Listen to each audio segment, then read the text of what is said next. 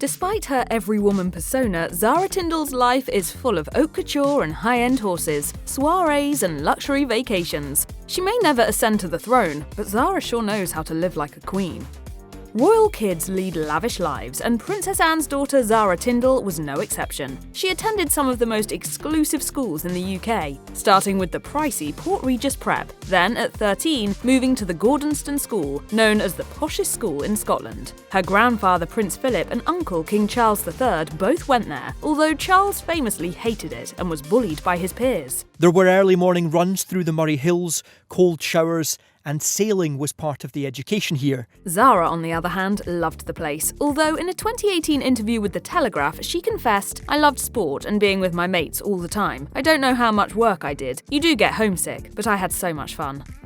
Early on, Zara fell madly in love with horses, just as her mother Princess Anne had. Speaking about Anne's obsession, Prince Philip put it bluntly, if it doesn't fart or doesn't eat hay, she isn't interested. But equestrianism is one of the most expensive sports in the world, so much so that even Tindall worried her family couldn't afford it. Between feeding and housing her 12 horses, plus all the other costs associated with eventing, the cost easily tops $500,000 a year. But rich people know rich people, and Zara's friend Jimmy Blackshaw secured her a hefty financial sponsorship with a spread betting company. He told The Guardian, once she had a sponsor, she was getting money to do a job. She had to do it properly, and by God, she did. My eventing career could have gone one of two ways if I didn't have fantastic horses. Zara and her horse, Toy Town, won the 2006 World Eventing Championship, and she won a silver medal on High Kingdom as part of Great Britain's 2012 Olympic team. She's now only riding part-time, which costs less but is still far from affordable. These days, Zara's passion reportedly costs her £200,000,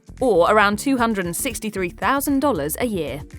Zara was an influencer long before the advent of social media. For many years, she was a brand ambassador for outdoor clothing and gear manufacturer Musto, which reportedly brought in around £500,000. Though it's not the sort of glam partnership one might expect from a royal, Tindall explained to The Telegraph in 2010, "My mother is massively into sailing, so we always had Musto clothes and it went on from there really. The range is all day-to-day stuff that I'd put on and use myself." In 2006, Zara became a brand ambassador for Rolex and made over $130,000. Also that year, she was appointed a spokesperson for Land Rover, a deal that had her potentially taking home £200,000 a year. And to top it off, she earned over $100,000 a year as a Royal Bank of Scotland ambassador.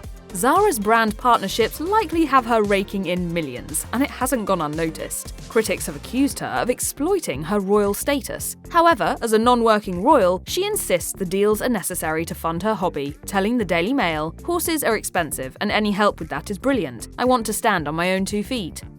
Elaborate weddings are part of being a royal. In 2011, Zara was set to wed rugby player Mike Tindall in what was expected to be a low-key ceremony compared to the royal wedding of the year, Prince William and Princess Catherine. However, the Tindalls' big day ended up costing a fortune.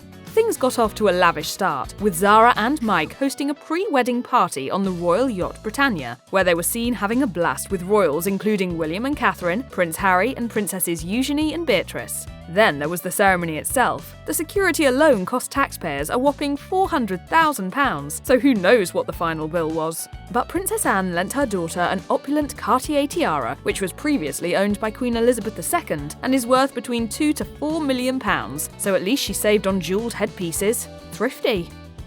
In the early days of their relationship, Zara and Mike lived in Hallery House, a 4-storey, 7-bedroom home in Cheltenham that they bought back in 2009 for $1 million.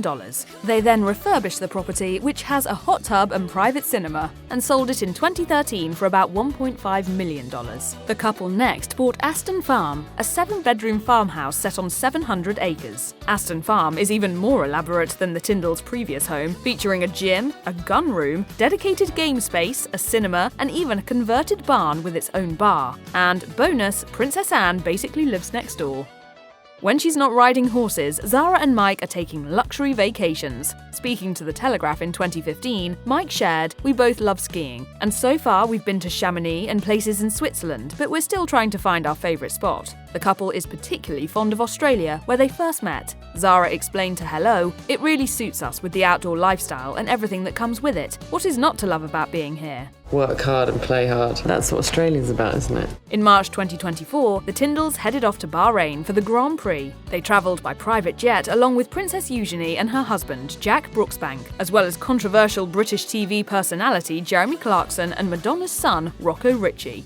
2 months later, Zara jetted off yet again, this time to Monaco for the F1 Grand Prix. While there, she was spotted living the high life on a luxury yacht while mingling with a variety of other influencers.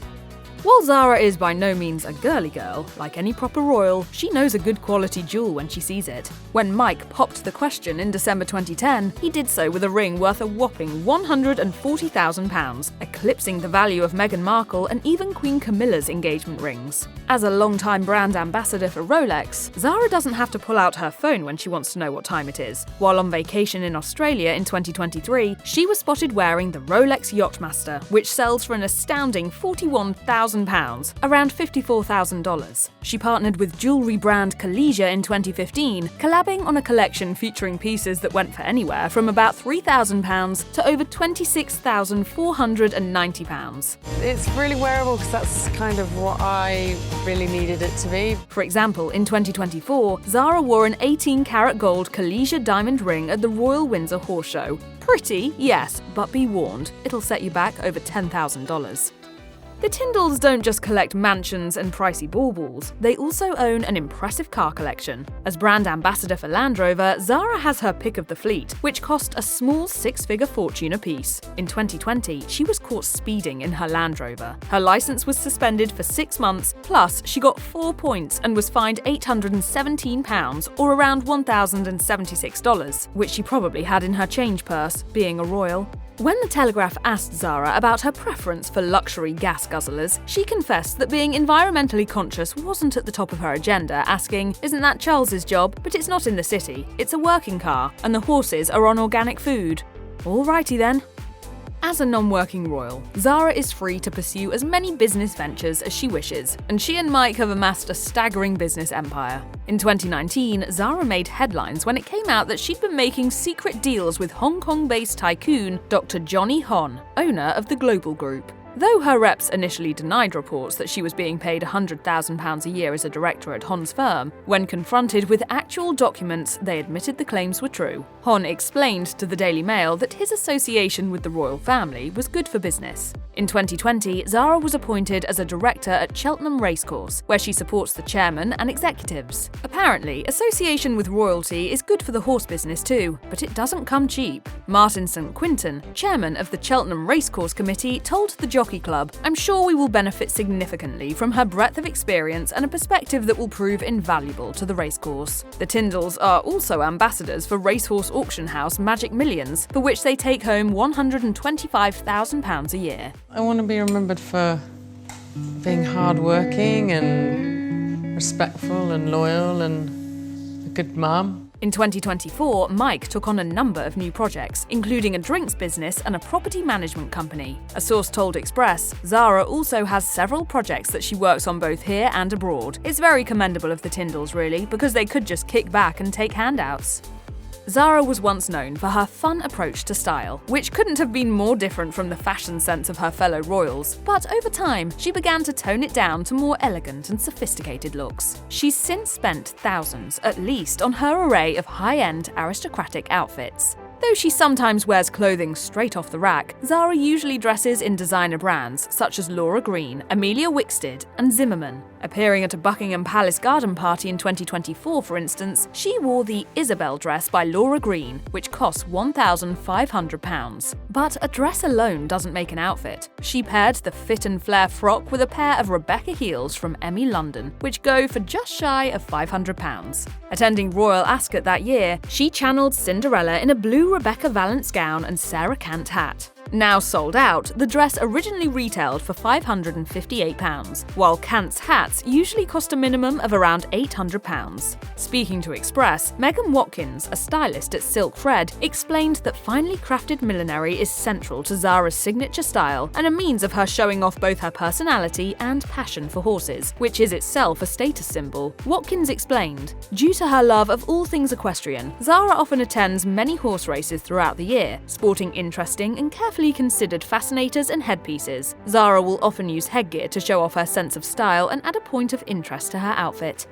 When she's unwinding from her whirlwind of equestrian and business activities, Zara loves nothing more than a ritzy soiree. In 2005, she threw a lavish birthday party for Mike, with royals such as Prince William and Princess Anne in attendance. A decade later, Zara's love for glitzy late-night parties showed no signs of waning, as she and Mike were snapped celebrating the Six Nations Rugby Review dinner at Annabelle's. Located in the posh Mayfair neighbourhood of London, Annabelle's is an elite private members club that charges patrons almost $5,000 for annual membership, plus a joining fee of over $2,000. It was the first of its kind, a members club for dinner and dancing where you could practically fall onto the dance floor and find Liz Taylor or Diana Ross. Suffice to say, only those at the highest echelons of British social hierarchy are admitted. But that's not the only private members club that Zara frequents. In 2016, she partied until 2:40 a.m. at Lulu's nightclub. Also located in Mayfair, membership at Lulu's will set well-to-do Londoners back a minimum of $2,000 a year.